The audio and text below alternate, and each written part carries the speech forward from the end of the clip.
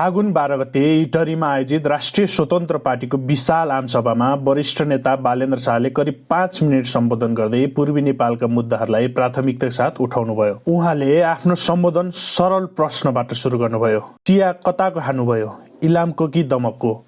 चिया खानुभयो त? चिया कहाँको खानुभयो, कुन ठाउँको? इलाम दमकको? उहाँले स्थानीय उत्पादनलाई स्थानीय बजारसँग जोड्न नसकिएको अवस्थामाथि प्रश्न उठाउँदै भन्नुभयो, ताप्लेजुङ र तेह्रथुम जस्ता पहाडी जिल्लामा उत्पादन भएको तरकारी झापा, मोरङ र सुनसरीमा सहज रूपमा किन पुग्दैन? अब बोर्डर पारीको तरकारीमा निर्भरता घटाएर स्थानीय किसानलाई प्राथमिकता दिने व्यवस्था राजसपाले गर्ने प्रतिबद्धता व्यक्त गर्नुभयो। खानामा तरकारी कहाँको खानुभयो? बोर्डर पारीको खानुभयो। तेह्रथुम पाँचथरमा उत्पादन भएको तरकारी खान पाउनु भएको छैन तपाईँहरूले। हाम्रै पूर्वी पहाडमा उत्पादन भएको तरकारीहरू, उब्जाहरू यही मुनि तराईमा झापा, सुनसरी, विराटनगरमा खान पाइएको छैन। यो दुःखको कुरा हो। यो दुःखको समाधान गर्नुपर्छ र त्यो दुःखको समाधान गर्ने पार्टी बन्न चाहन्छ राष्ट्रिय स्वतन्त्र पार्टी। धान उत्पादनका सन्दर्भमा उहाँले पूर्वका 3 जिल्लाले पूर्ण रूपमा उत्पादन गरे देशभर पुग्ने दावी गर्दै किसानको समस्या, मल, सिँचाइ, बाढी र बजार व्यवस्थापन समाधान गर्ने योजना अघि सार्नुभयो। उहाँले बाढी नियन्त्रण र दीर्घकालीन सिँचाइ योजनालाई प्राथमिकतामा राख्ने बताउनुभयो।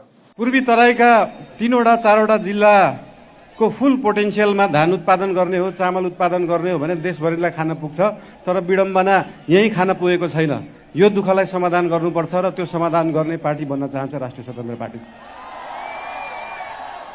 बाढी समाधान गर्न तटबन्ध बनाउने र सुक्खाको समयमा सिँचाइ दिने पार्टी बन्न चाहन्छ राष्ट्रिय स्वतन्त्र पार्टी। धार्मिक तथा सांस्कृतिक पर्यटनको सन्दर्भमा मुकुमलुङ, खुवालुङ र पाथिभरालाई आस्थाको केन्द्रका रूपमा विकास गर्ने लक्ष्य व्यक्त गर्नुभयो। साथै बारा क्षेत्रलाई अन्तर्राष्ट्रिय स्तरमा चिनाउँदै बाली र मालदिभ जस्तै पर्यटकीय गन्तव्य बनाउने योजना पनि उल्लेख गर्नुभयो। हाम्रो किराँतहरूको, सम्पूर्ण नेपालीहरूको आस्थाको केन्द्र मुकुमलुङ, खुवालुङ, पाथिभरा जस्ता ठाउँहरूलाई 77 जिल्लाका नेपाली दाजुभाइ दिदीबहिनीहरूले आस्था राख्न पाउन्, त्यो आस्था देखाउने पार्टी बन्न चाहन्छ राष्ट्रिय स्वतन्त्र पार्टी। विश्वको पहिलो तीर्थस्थल कुन हो थाहा छ तपाईँहरूलाई?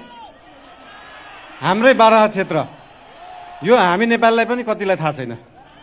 त्यो थाहा दिन चाहन्छौँ। त्यो थाहा दिने मान्छे बन्न सकौँ, त्यो थाहा दिने पार्टी बन्न सकौँ, त्यो थाहा दिने सिस्टम बन्न सकोस्। अस्ति हामी त्यो बारा क्षेत्र घुम्दाखेरि उदयपुरका विभिन्न ठाउँहरूमा पनि पुगेका थियौँ। उदयपुरको त्यो कोस्टल एरिया हेर्दाखेरि इन्डोनेसियाको बाली, मालदिभ जस्तो विकास गर्न सकिन्छ कि जस्तो लाग्यो। त्यस्तो विकास गर्ने पार्टी बन्न चाहन्छ राष्ट्रिय स्वतन्त्र पार्टी। उद्योगको हिसाबले कोशी प्रदेश देशकै पहिलो उद्योग खुलेको प्रदेश भएको स्मरण गराउँदै नयाँ उद्योग स्थापना गर्ने र चन्दा आतंक अन्त्य गर्ने प्रतिबद्धता पनि व्यक्त गर्नुभयो।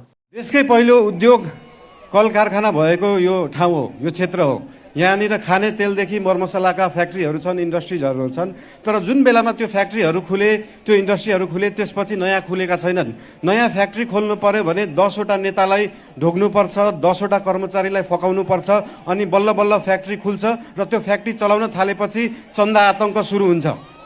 अब त्यो पर्दैन। त्यो नपर्ने गरी व्यवस्था बनाउन चाहन्छ राष्ट्रिय स्वतन्त्र पार्टीले। धरानको दीर्घकालीन खानेपानी समस्या समाधान गर्ने र स्थायी रूपमा पानी उपलब्ध गराउने योजना पनि उहाँले सार्वजनिक गर्नुभयो। पिउने पानीको पनि धेरै समस्या छ।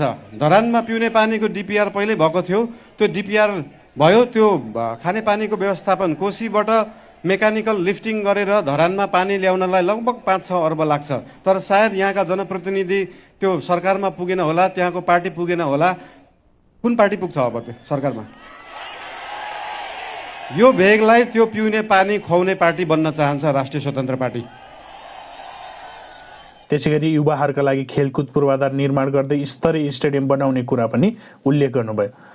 तपाईँलाई थाहा छ नेपालको 60-70% फुटबल प्लेयर कहाँबाट निस्किन्छ?